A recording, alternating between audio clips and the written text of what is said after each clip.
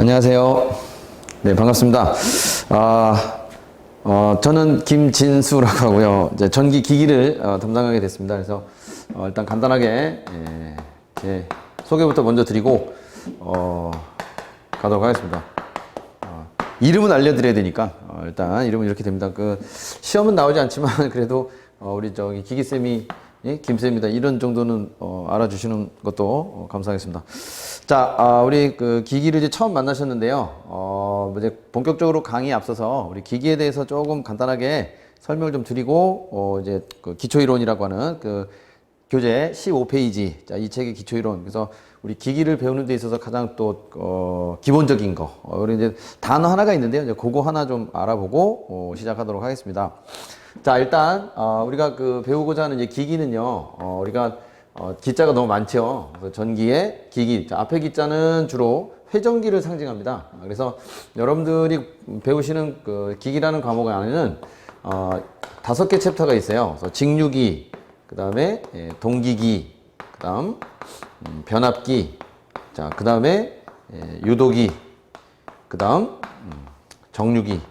이렇게 해서 5개 챕터로 이제 구성이 되어 있는데, 일단 시험에서 나오는 비율은 좀 이따 설명드리고, 우리가 이제 앞에 있는 기자는 주로 대표적으로 누굴 얘기하는 거냐면 회전기라는 걸 상징하는 회전기. 그 다음에 뒤에 있는 기자는 정지기, 이런 거를 상징을 합니다. 자, 그래서 회전기라는 건 뭐냐면 이 기계기구 안에 뭔가 이렇게 움직이는 게 있는 것들은 이제 대부분 이제 회전기라 그러고요. 알기 쉽게 얘기하면 이제 발전기라든가 그 다음에 전동기라든가 이런 기계기구 안에 보시게 되면 우리 선풍기 같은 경우도 이제 전동기 모터가 이렇게 회전 날개를 돌려주는 거니까요. 이렇게 움직이는 애들이 있는 것들은 전부 다 회전기.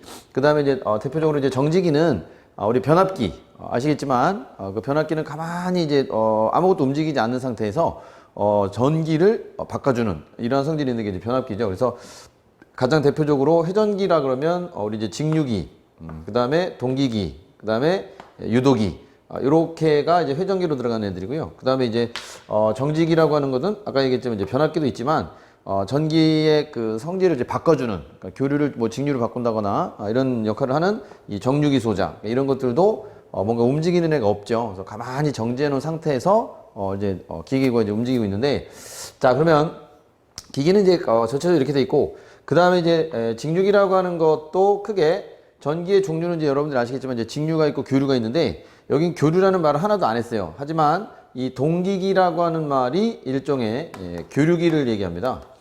그래서 왜 동기라는 말을 썼냐면 나중에 이제 기기 수업을 듣다 보면 동기 속도라고 하는 개념들이 나올 거예요. 그래서 동기 속도란 이 동자는 같을 동자고요. 기자는 주기할 때 기자인데 주기가 항상 같다, 이런 의미의 이제 동기, 이런 말을 씁니다. 그래서 첫 번째가 이제 직류에 대해서 배우는 거예요. 그래서 여러분들이 회로이론 같은 경우도 우리 수업을 듣다 보면 앞에 파트는 직류에 대한 내용들이 나올 겁니다. 근데 조금 넘어가다 보면 교류에 대한 내용이 이렇게 또 등장을 하죠. 자, 그러면 이 직류기 안에도 다시 우리가 전기를 사용하기 위해서는 이제 일단 가장 먼저 전기를 만들어내야 될 거 아니에요. 그래서 이 안에는 이제 발전기라고 하는 애가 하나가 있겠죠. 그 다음에 우리가 기본적으로 전기를 사용하게 되는 그래서 아까 얘기했지만 이제 모터, 이런 이제 전동기라고 하는 것들이 또 있습니다. 그래서 기기 안에는 다 이제 여러 가지가 있지만 이 직류기라고 하는 이제 직류라고 하는 거를 사용하고 만드는, 그래서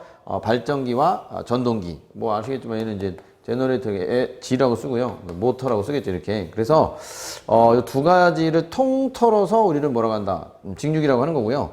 자, 여기 있는 애들을 통틀어서 회전기와 정지기를 합쳐서 우리는 이제 총칭으로 뭐라고 하냐, 기기, 이렇게 얘기를 하는 거예요. 그래서 여러분들이 이제 공부하실 때 내가 이제 이런 거를 공부하는 거구나, 이게 그렇게 이제 배워 나가시는 거고, 그 다음에 이제 발전기에 대해서 딱 뭐 종류를 배운다고, 뭐 물론 종류도 있죠. 종류도 있는데 발전기가 이제 어떻게 전기를 만드는지, 그 다음에 이제 전동기에 있어서는 어떤 요소가 좀 중요한 건지. 그래서 뭐 간단하게 얘기를 해드리면, 발전기 같은 경우는 이제 전기를 얼마나 많이 만들어내느냐, 전기를 얼마나 일으키느냐, 이게 이제 중요해서, 그래서 발전기에서는 주로 이제 유기 기전력 또는 이제 유도 기전력이라고 하는데, 기전력이 즉 전기를 일으키는 힘을 기전력이라고 해서요. 이 유기 기전력이 얼마나 많이 만들어지느냐. 자, 그 다음에 우리 전동기라고 하는 이 파트에서 좀 중요하게 보셔야 될 거는 전동기는 물론 이제 회전을 하는 애인데요. 얼마의 힘을 갖고 회전할 거냐. 여기서 이제 중요한 거는 토크라고 하는 일종의 회전력이라고 하는 게 있습니다. 그래서 요 이제 두 가지를 여러분들이 이제 중점적으로 배우실 거고, 물론 이제 여러 가지 이 내용 말고도 발전기의 특성이라든가 전동기의 뭐 속도 특성이라든가 이런 것들도 같이 배우실 수 있어요. 자, 그 다음에 그럼 문제로 거의 몇 문제 정도 나오냐? 보통 우리가 그 기사나 산업기사 시험에서 나오는 문제가 아시겠지만 과목별로 이제 20문제라는 걸 아실 거예요. 근데 그 중에 직류기가 나올 수 있는 문제 유형이 보통 한 3개, 뭐 많이 나오면 뭐 4개 정도 나올 수 있는데, 보통은 한 3, 4개 정도 이렇게 잡아요. 뭐 진짜 많이 나오면 뭐 4개 정도까지 나올 수 있어요. 근데 직류기에서 나오는 이 내문항은 다 맞추셔야 돼요. 웬만해서는. 그래서 어느 정도 아시면 되겠고, 그 다음에 동기기는 이제 교류기인데요. 이 교류기에도 또 뭐가 나눠지냐? 발전기하고 전동기하고 또 이렇게 나눠지는 거예요. 그래서 대부분 이제 그 발전기의 특성이라든가 전동기의 특성을 직류기 파트에서 배우시면 나중에 이제 교류기로 가서는 그닥 뭐 크게 어렵다고는 하지 않고, 전기를 일으키는 원리는 똑같습니다. 근데 하지만 이제 구조적인 거라든가 이런 것들이 좀 달라지고요. 직류는 이제 여러분들이 또 회로나 이런 그 전력공학 이런 걸 배우다 보시면, 전력은 사실 이제 직류에 대한 건 잘 안 나오겠지만 교류에 대한 그 또 삼상에 대한 또 이런 얘기들이 나옵니다. 그래서 단상과 삼상 또 이런 얘기들이 나와서 동기기도 마찬가지, 단상을 만드는 발전기도 있고 삼상을 만드는 발전기도 있지만, 우리가 배우는 발전기는 이제 삼상을 만드는 발전기. 그래서 보통 이제 RST 뭐 이렇게 또 얘기를 하는데, 자, 그거에 대해서 배울 거예요. 자, 그럼 보통 이 동기기 파트도 한 3개에서 평균적으로 한 4문항 정도가 출제가 됩니다. 그래서 문항이 사실 뭐 많이 나오면 많이 나온다고 치는 건데, 얘네보다 좀 더 나오는 애들이 이제 유도기하고 이제 변압기, 여기가 좀 중요하거든요. 그래서 여기는 진짜 많이 나오면 보통 몇 문항 정도 나올 수가 있냐면 5개에서 6개, 합쳐서 5개가 아니라 각각 5개에서 한 6문항 정도? 그 정도 나올 때도 있고, 평균적으로는 한 5문항 정도? 그래서 좀 적게 나오면 4개 정도 나올 수 있어요. 4개에서 5개. 4개에서 5개. 이렇게 각각 본다면, 보통 뭐 한 변압기에서 한 5개, 뭐 유도기에서 뭐 한 4개, 뭐 이런 정도로 이제 나올 수도 있고, 아니면 이제 반대로 변압기에서 4개, 유도기에서 5개, 이렇게 나올 수도 있으니까요. 이건 이제 어디까지나 꼭 이렇다는 건 아니고 참고를 좀 하시라는 말이고, 그 다음에 이제 유도기는 사실 유도 발전기도 있고 유도 전동기도 있는데, 우리가 배우는 거는 여기서 이제 유도 전동기 위주로 많이 배울 거예요. 유도 전동기, 인덕션 모터라 그래서 뭔가 이제 똑같은 회전기지만 원리가 조금 다르다. 이 직류기나 동기기에서의 이 회전기가 돌아갈 때 이 전동기가 돌아가는 원리하고 유도 전동기에서 이제 그 전동기가 회전하는 원리가 조금은 이제 달라요. 그래서 그 원리에 대해서 우리가 이제 배울 거고, 그 다음에 이제 변압기는 뭐냐면 얘는 정직이죠. 그래서 전압의 크기를 바꿔주는, 그래서 보통 주상 변압기도 있고 그 다음에 저 밑에 묻어놓는 땅 속에 있는 이런 변압기도 있죠. 그래서 옛날에는 주상 변압기를 많이 볼 수 있었는데 이게 도시의 미관을 또 해친다. 그래서 물론 이제 골목이라든가 주택가 이런 데는 주상 변압기가 있죠. 근데 이런 큰 도심에는 이제 주상 변압기보다는 이제 아래쪽으로 좀 이제 매설을 했죠. 그래서 큰 함을 우리가 이제 지나가다 보면 길거리에 이렇게 큰 상자를 좀 보실 수가 있을 거예요. 그래서 거기에 변압기라고 TR이라고 이렇게 또 표시가 되어 있으니까.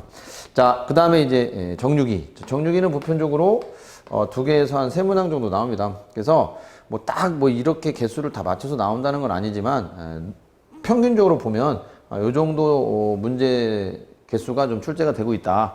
자, 그리고 이제 또 하나는 이제 20개 중에 여러분들이 이제 우리 자격증 시험이라는 거는 상대평가가 아니라 이제 절대평가잖아요. 그래서 약간 조금 부족해도, 실력이 좀 부족해도 충분히 우리가 합격으로 가실 수 있는 방법이 또 있죠. 그래서 여러분들이 이제 자신 있게 풀 수 있는 이런 것들은 이제 당연히 과목은 열심히 또 하시는데, 그렇다고 또 기기나 이렇게 좀 어려운 과목들은 중도에 뭐 포기하고 이러시는 분들이 많아요. 근데 그러지 마시고 일단 수업을 한번 쭉 끝까지 차분하게 잘 들어보시고 20문제 중에 보통 우리가 서술형으로 나오는 거 있죠.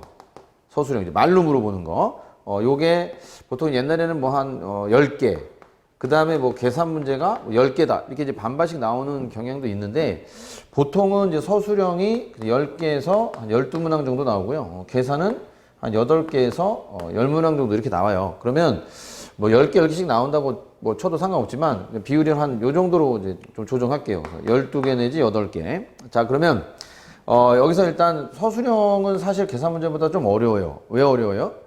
계산은 이미 공식이 다 정해져 있는 거예요. 그래서 그 공식에다가 막 숫자를 대입해서 푸시면 되는데, 아니면 계산기 있으니까 계산기로 계산하시면 되는데, 이 서술형 문제 같은 경우는 이제 옳으냐 옳지 않으냐 이걸 여러분들이 이제 보기를 보고 분별을 하셔야 되기 때문에 이런 각각의 기기들에 대한 특성을 제대로 이해를 하지 못하면, 이건 이제 이해를 해야만 문제를 또 푸실 수가 있는 거예요. 근데 우리 수업은 제가 이제 주로 이해 위주로 좀 이렇게 가려고 합니다. 그래서 이제 무조건적인 암기보다, 물론 무조건적으로 암기를 해야 되는 것도 있는데 그 무조건적인 암기보다는 어느 정도 좀 이해를 바탕으로 하는 암기, 이게 좀 더 좋죠. 그래서 우리는 이제 이해 위주로 갈 건데, 그러니까 자 봐봐요. 자, 계산 문제는 일단 8개가 나오는데, 이게 제가 그 과정마다 어떤 공식들이 있다, 이 공식은 반드시 외우셔야 된다, 굉장히 좀 중요하다, 이걸 강조를 많이 할 거예요. 그래서 공식이 뭐 예를 들자면 유도전동기와 관련된 공식이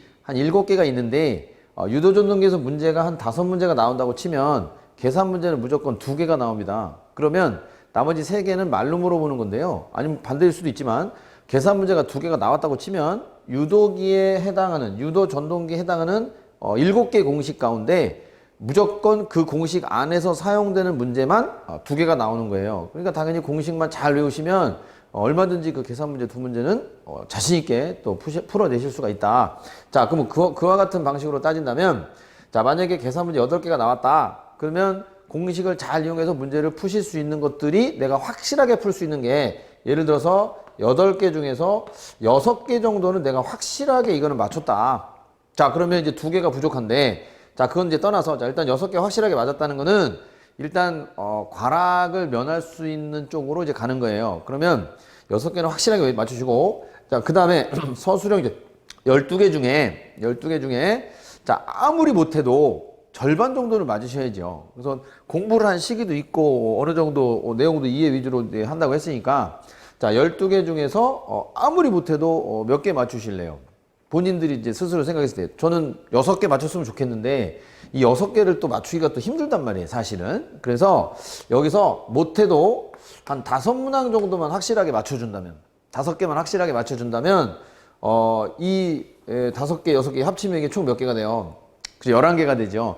자, 만약에 계산 문제 내가 6개 못 맞췄다고 치자. 그럼 절반만 맞췄다고 쳐요. 그러면 4개만 맞췄다고 치자. 그래도 도합 몇 개가 되냐면 9개가 됩니다. 그러면 일단 우리가 꽈락이라고 하는 거는 7개 맞으면 안 되잖아요. 그럼 8개부터 꽈락이 아니니까. 그러면 9개를 맞췄다는 거는, 그죠? 일단 꽈락은 면했다, 이렇게 생각하시면 되고, 대신 꽈락만 면하면 되는 게 아니라 이제 평균 60이 나와야 되잖아요. 그럼 평균 60이 나오려면 12문제를 맞춰야 되는데 지금 3문제가 모자라요. 그러니까 이 9문항은 확실하게 내가 맞춘 거고, 지금 이제 평균이 되려면 이제 12개, 3문항을 향해서 가야 되는데, 그 3문항을 어떻게 할 거냐. 자, 9개를 확실하게 맞췄다는 거는 지금 11문항은 내가 모르고 있는 거다. 11문항은. 그럼 이 중에서 내가 몇 개만 맞추면 돼요? 3개만 맞추면 되니까 3개, 그죠? 11개 중에 3개 못 맞추겠습니까? 모르는 문제니까 당연히 못 맞추죠. 근데 우리가 아까도 얘기했지만 자격증 시험은, 그죠? 이제 상대평가가 아니라 절대평가. 무조건 그 점수만 되면 되는 거니까. 자, 그럼 이 11개를 어떻게 해야 돼요? 모르는 거야, 이건. 근데 11개를 빈칸으로, OMR카드에 빈칸으로 두고 나오실 수는 없잖아. 그럼 어떻게? 그렇죠. 이제 1, 2, 3, 4 찍어야지. 그럼 찍을 때 찍더라도, 에이, 모르겠다. 그냥 한 번호로 11개를 쫙 내일 긁는 거야. 그냥 한 번호로. 똑같이. 1, 2, 4, 2, 2, 3, 2, 1 뭐 이렇게 이제 왔다 갔다 찍는 게 아니라 그냥 3, 3, 3, 3, 3, 3 이렇게 찍어요. 그러면 그 11개 중에 못해도 몇 개는 나올 수 있냐? 아니, 못해도 하나는 나오겠지, 설마.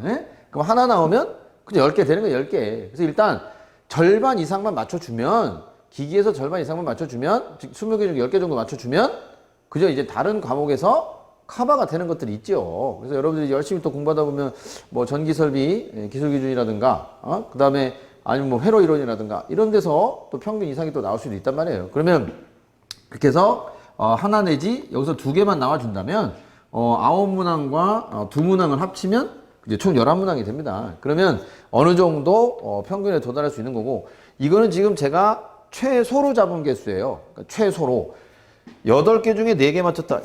이건 정말 최소죠. 자, 그 다음에 12개 중에 절반도 안 되는 거 맞췄다. 이거는 거의 공부 안 하고도 이렇게 맞출 수 있어요. 네? 그러면 이거는 어쨌든 최소로 잡은 개수니까 여기에 여러분의 노력만 조금만 더 가미만 된다면, 조미료 양념만 쳐지면 충분히 평균 12개 이상은 기기에서 나올 수 있다.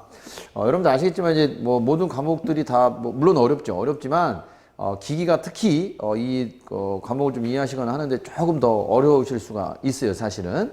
근데 이런 능력도 여러분들도 갖고 계시기 때문에 아무튼 12개 이상을 목표로 하시되 12개 안 됐다 하더라도 너무 속상해하지 마셔라. 다른 과목에서 충분히 커버가 될 수가 있고, 그리고 이제 기기는 사실 예전부터 절반 정도 맞추면 성공했다 이런 표현들을 많이 쓰거든요. 그래서 한 10개 내지 12개를 목표로 일단 공부는 하시는데, 그렇다고 10개, 12개만 맞추면 안 되죠. 물론 이제 만점을 목표로 가셔야 되겠지만 만점을 맞기는 사실 상대적으로 어렵습니다. 자, 그러니까 일단 이 정도로 이제 시험에 합격할 수 있는 방법, 그 다음에 지금 이제 기기를 어떻게 이제 공부를 해야 되는지 좀 이따 또 차차 얘기를 또 해드릴 거니까, 아무튼 제가 시키는 공식, 그 다음에 서술형, 제가 외우라고 하는 거, 자, 암기하세요. 이건 암기하세요라는 말 뭐 쓰면 안 되는지도 모르겠지만 어쨌든 숙제하세요 이러면 무조건 암기하고 숙제하셔야 됩니다. 그러니까 이거는 진짜 목표의식이 딱 있으셔야 돼. 아셨죠? 그러니까 철저하게 복습도 잘 하셔야 되고, 하여튼 저만 믿고 기기는 하여튼 뭐 잘 따라와 주시면 되고, 만약에 이제 뭐 하루 정도 동영상 안 보고 걸러갔다 그러면 그 다음에 반드시 우리가 또 예습, 아니 복습, 동영상 보시면서 복습도 반드시 또 해주셔야 됩니다. 자, 그러면 이제 내용 설명은 이 정도로 마무리하고요. 자, 여러분들 그 15페이지에 자, 이 책의 기초이론이다라고 이제 설명이 나오는데, 15페이지 기초이론. 자, 여기서 이제 여러분들이 이제 알고 가셔야 될 단어가 하나 있어요. 자, 첫 번째가 자속이라고. 자속이다. 그래서 얘를 뭐라고 써놨느냐? 자력선의 연속적인 선이다. 이렇게 이제 써놨습니다. 그러면 자력선이라는 게 뭐냐? 자, 조금 이따 얘기하고. 자, 거기 기호가 있죠? 자, 우리 자속의 기호는 이렇게 쓰고, 읽을 때는, 그죠? 파이라고 읽으시면 되고, 그 다음에 이제, 단위가 있죠, 단위. 자속에도 단위가 있어요. 그래서 단위는, 이렇게 써서 읽을 때는 웨버라고 읽으시면 됩니다. 자속은 파이라고 쓰고, 웨버라고 읽는다. 그러니까 단위는 웨버고, 이게 기호는 파이라고 쓰는 건데, 자, 그럼 여기서 이제 이 자력선이라고 하는 게 있는데, 이 자력선의 연속적인 선이라는 게 뭐냐라고 하면, 우리 자력선은 어디서 발생하느냐? 자석에서 발생해요. 자석. 자, 그래서 여러분들 거기 그 두 번째 보시면 자석이라는 내용이 나올 텐데, 자석. 근데 우리 기기에서 사용되는 자석은요, 영구자석을 쓰는 게 아니라, 물론 영구자석 쓰는 것도 있지만 대부분 전자석을 많이 써요. 그럼 전자석이라는 게 뭐냐? 예를 들어 여러분 이런 거 아니죠? 이런 이제 쇳덩어리에 예를 들어서 이런 이제 못이 있다고 칠게요. 못. 이게 철이죠, 철. 철이라는 이제 못이 있는데, 자, 얘는 평상시에는 그냥 철일 뿐이에요. 근데 이걸 갖다가 우리가 이제 자석으로 만들기 위해서 이렇게 주위에다가 뭘 감아서 코일을 감아요.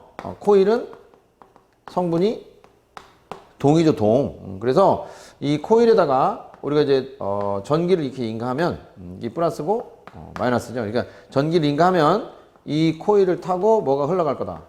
그렇지, 전류가 흘러가죠, 전류가. 그러면 우리가 이제 전류가 이 코일 주위를 철 주위를 이 코일을 타고 가면서 뱅글뱅글 돌기 시작해서 이렇게 빠져나올 거예요. 그러면 보통 우리가 이제 뭐 암페어의 오른손 나사법칙이다라고 그래서 다 배울 건데, 보통 이렇게 그 막대 자석 이런 경우에는 이제 요 엄지가 뭐예요? 엄지가 이제 자장의 방향이고, 요 이제 감기는 게 뭐 이렇게 뭐 이게 감아놨다 그러면 코일이 이렇게 회전하는 코일에 대해서는 이 네 개 손가락이 이제 전류의 방향이고요. 그 다음에 요게 이제 자장의 방향인데, 뭐 반대로 이게 전류의 방향이면 이게 이제 자장의 방향이다, 이렇게 또 얘기하는 게 있죠. 그러니까 직선, 막대기 같은 거에서 전류가 흐를 때는 이걸로 표시하는 게 아니라 이걸로 표시하죠. 그래서 전류가 이렇게 위로 가면 오른손 나사 법칙, 그러니까 나사가 이렇게 회전하면서 이제 박힐 거니까 이렇게 이제, 그 다음에 이제 내려간다 그러면 이렇게 하면서 이렇게 이제 돌리는 거예요. 그러면 요 나머지 네 개가 이제 자장의 방향인데, 이런 이제 회전체에 대해서는, 이렇게 뱅글뱅글 돌아가는 코일에 대해서는 얘가 전류의 방향을 표시할 수 없으니까 이걸로 이제 감아버리죠. 이렇게 손가락으로 이렇게 감아서 요 엄지 방향이 뭐다?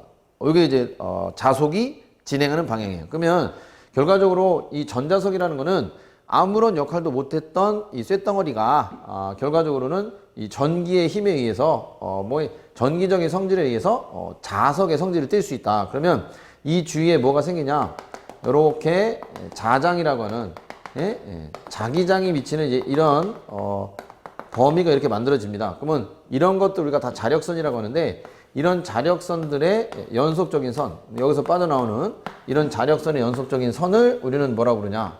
자속이다 라고 얘기를 합니다. 이게 파이. 그래서 우리 여기서 하나 딱 여러분들이 좀 알고 가셔야 될 거는 뭐냐면, 우리가 기기에서 사용되는 자석은 다 전자석인데, 전자석의 형태는 어떻게 생기느냐라고 하면 철과 코일의 형태로 생긴 애다. 그래서 이 코일에 전기만 흘러준다면 요 쇳덩어리가 무슨 성질을 띠게 돼서, 자석의 성질을 띠게 돼서 이 자석에서 발생하는 요 자속이라고 하는 이 자력선에 대한 영향을 가지고 우리가 이제 발전기는 전기도 만들고, 전동기는 회전자 모터도 돌려주고, 그리고 변압기는 이 자속을 이용해서 전기의 세기를 바꿔주고, 이런 역할을 하는 게 이 기기다라고 생각을 하셔야 돼요. 그래서 일단 여러분들이 여기서 이제 하나 숙지할 거는, 우리 전기 기기에서는 이 자속이라고 하는 게 없으면 절대적으로 우리가 기기를 이해할 수는 없다라는 걸 하나 좀 기억을 하시고, 거기 이제 책에 보시면 우리 대부분의 기기는 이제 전자석이고요. 자, 전자석을 쓰는데 철하고 우리가 이제 동으로 구성이 되어 있다고 했어요. 근데 코일은 일단 이제 전류를 흘려주는 역할만 하는 건데, 중요한 건 이 철의 함량입니다. 철의 함량. 철의 함량이 많으면 많을수록 자속의 양은 많이 나오는데요. 문제가 되는 게 있어요. 우리가 기기기구는 이제 대부분 기기는 다 쇳덩어리로 만들어져 있기 때문에 이 철에 의해서 나타나는 또 여러 가지 또 손실들이 또 존재합니다. 그래서 그 철에 의한 손실을 우리가 줄여주기 위해서 순수하게 100% 철만 사용하는 게 아니라 여기에 이제 뭘 추가하느냐? 규소라고 하는 이 불순물들을 또 섞어줘요. 자, 그래서 그 15페이지 그 그림이 하나가 있는데, 그 그림은 이제 나중에도 또 얘기를 하겠지만, 우리가 전자석에서요, 자, 이제 전류의 세기에 따라서 뭐가 달라지냐면 자속의 세기가 달라지는데, 자, 이때, 자, 전류가 커지면 커질수록 자속의 양은 점점 커지는데요. 이게 직선적으로 커지는 게 아니라 약간의 이제 포물선적으로 커진대요. 이런 식으로. 자, 이렇게 해서 이제 자속이 증가가 되는데, 이게 무한정 증가되는 게 아니라요, 어느 정도 자장의 범위에 가게 되면 더 이상의 자속은 증가되지 않는다, 이렇게 얘기를 해요. 그래서 이때를 자속이 뭐가 됐냐?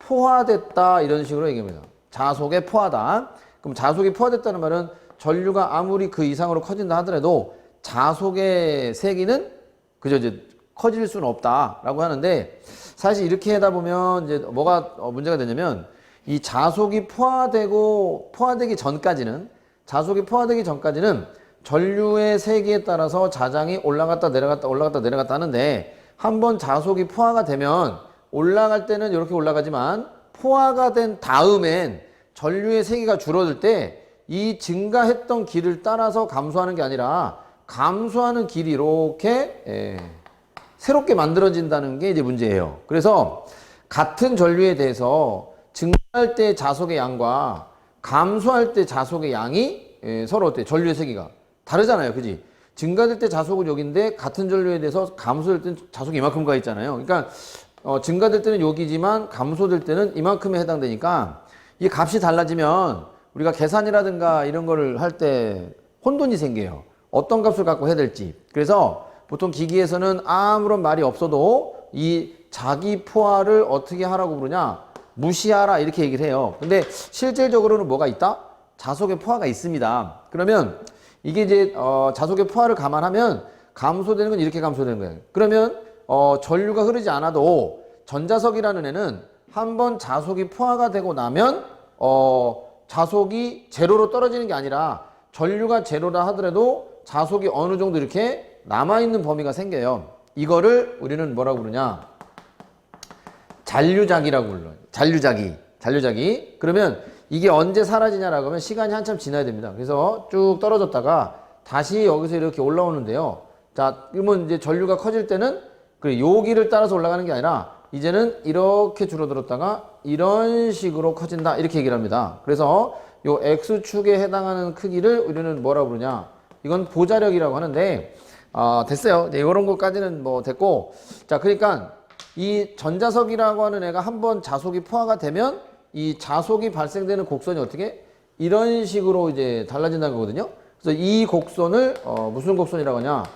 이거를 히스테리시스 곡선이라고 하고, 그 다음에 이 면적, 이 곡선의 면적을 우리는 이제 뭐라고 부르냐? 히스테리시스 손실이라고 해서 이거는 이제 어디서 나타나는 손실이냐?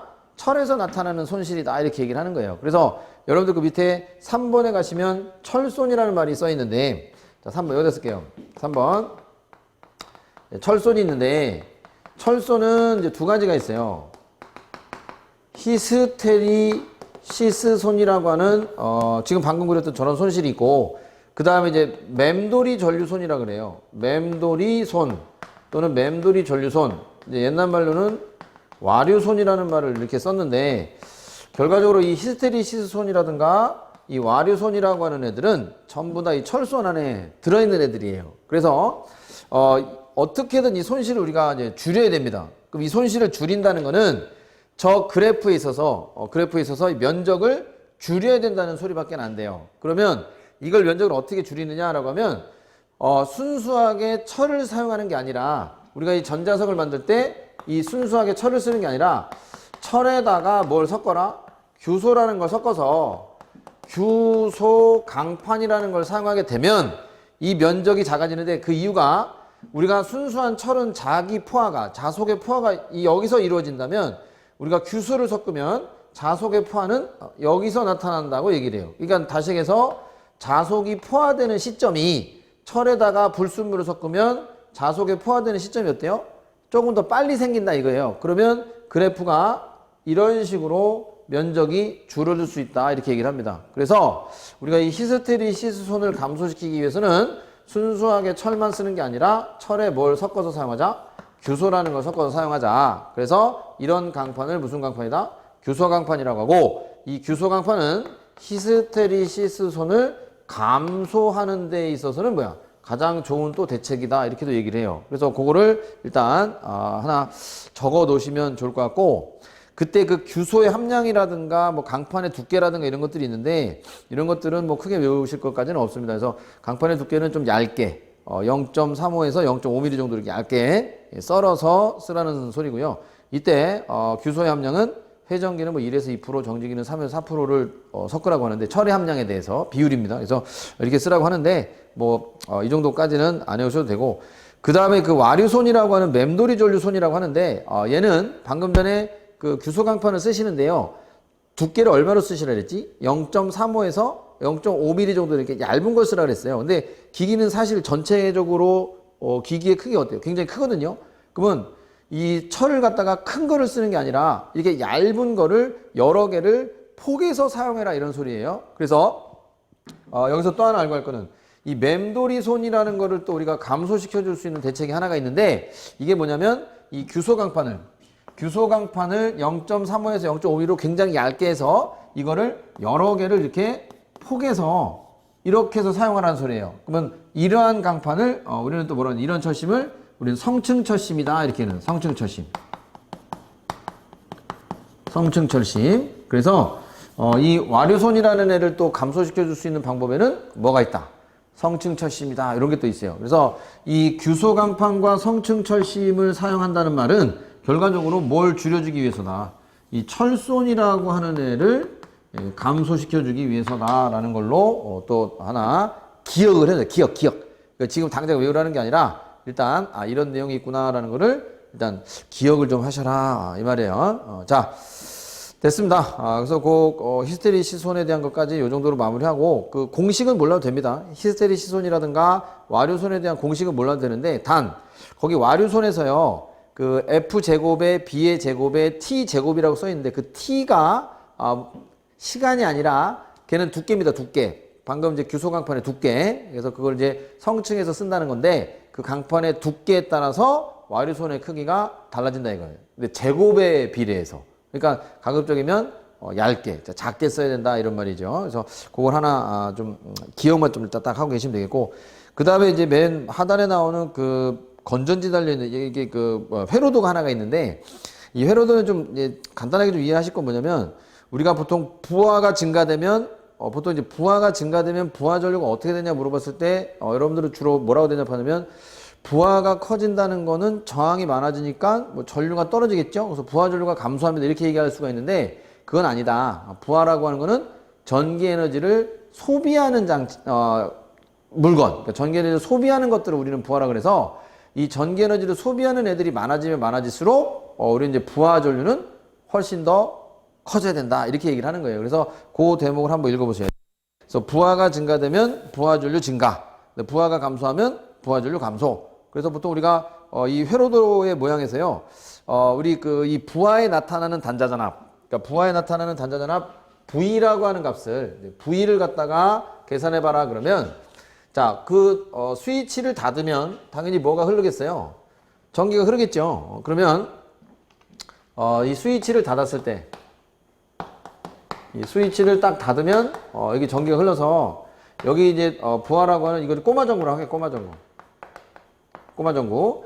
자, 여기 걸려 있는 게 건전지입니다. 이게 이제 전기를 일으키는 기전력이고요. 이 건전지 내부에도 뭐가 있냐면 내부저항 R이라는 게 있어요. 그러면 이 이게 스위치를 닫았을 때 이 폐회로가 구성이 돼서 이렇게 이제 전기가 흘러갈 텐데 이때 요 부하의 양 단자에도 뭐가 나타나느냐? 전압이라는 게 하나가 이렇게 떠요. 그러면 이 전압이라고 하는 V의 크기는 우리가 어떻게 구하느냐라고 하면 이 건전지 요렇게 해서 이제 건전지가 있는데 이 건전지의 전압 이 E라고 하는 전압보다 이 부하에 나타나는 전압은 큰 게 아니라 더 작죠. 그래서 얼만큼 작냐라고 하면 이 회로를 닫았을 때 여기 이제 뭐가 흐른다? 전류가 흐른다는 거는 요 건전지의 이쪽 요 A측과 요 건전지 뒤 요 B측에 뭐가 생긴 거다? 그렇죠. 전이 차가 생겼다. 그러니까 전기 에너지의 크기 차가 생겼다 이거예요. 근데 얼마큼 생겼냐라고 하면 여기에 전이와 여기에 전이가 등전이 같으면 전기가 안 흐를 거란 말이에요. 근데 이렇게 전기가 이제 흐르고 있다는 거는 A쪽과 B쪽의 전이에 있어서 A가 더 크다. 그럼 따라서 B쪽은 얼마만큼의 전압이, 전이가 생기냐, 전이차가 생기냐라고 하면 요 전류의, 전류가 흐를 때 요 저항 R, 이 내부 저항 R에 의해서 뭐가 나타난다? 전압 강화가 생긴다. 이렇게 보는 거예요. 그래서, 기전력에서 요 건전지 내부 전압 강화, 이게 이게 내부 저항이라고 치면 내부 전압 강화다. 이게 전압 강화예요. 건전지 내부 저항에 의한 전압 강화만큼을 기전력에서 뭐 해주면 빼주면 요게 V라고 하는 단자 전압, 즉 부하에 나타나는 전격 전압이다. 이렇게 이제 표기가 되는 거예요. 전격 전압, 단자 전압. 자, 그래서 요런 공식은 이제 나중에 우리가 또 볼 거예요. 그러니까 결과적으로 여러분들이 이제 ohm의 법칙, V는 IR이다 이런 걸 배웠는데요. 여기서 이 V라고 하는 건 이해가 아니라 이 저항과 전류를 곱해도 뭘 구할 수 있다? 그 전압을 구할 수 있다는 거예요. 그러니까 여기 저항과 전류를 곱해도 이 단위가 뭐예요? 볼트고 기전력의 단위도 볼트고 단자전압의 단위도 볼트예요. 그러니까 볼트에서 볼트를 빼야 볼트가 되는 거니까. 그죠? 그래서 우리가 회로에서 배우는 이 V는 IR이라는 이 ohm의 법칙은 기기에서는 주로 어떤 걸로 인식을 하시는 게 편하냐면 전압 강화가 생겼구나 이런 걸로 이해를 하시는 게 훨씬 더 좋다. 그래서 이제 거기다 설명 좀 써드린 겁니다. 그래서 이러한 식의 모양은 나중에 발전이나 이런 데 가면 또 우리가 찾아볼 수가 있어요. 자, 일단 첫 시간이 좀 길었죠. 길었는데 나중에 차차 이런 내용들을 또 배울 겁니다. 그러니까 지금 이 기초 이론이라는 거를 지금 완벽하게 머릿속에 다 기억을 하라는 게 아니라 이제 차차 배울 거니까 이런 이론들을 토대로 해서 앞으로 이제 발전기도 배우고 전동기도 배우고 이렇게 배운다는 뜻이니까요. 그래서 아무튼 잘 또 정리를 하시고 자 우리 그 새로운 단어 나왔죠? 자속 그다음에 이제 기호 단위 이런 거 한번 잘 읽고 봐주시면 좋겠습니다. 그래서 자 그럼 다음 시간엔 우리 그 드디어 우리 1페이지가 또 나오네요. 챕터 1이라 그래서 그러니까 아까 앞에 거는 이 책의 기초 이론은 뭐에 대해서 그제 목차에 대한 페이지였고 이제 다음 시간엔 이제 본격적으로 본문 페이지 1페이지 예, 직류기에 대해서 수업을 좀 진행하도록 하겠습니다. 자 오늘 이번 수업은 여기서 마치고 다음 시간에 또 만나도록 하겠습니다. 자 감사합니다.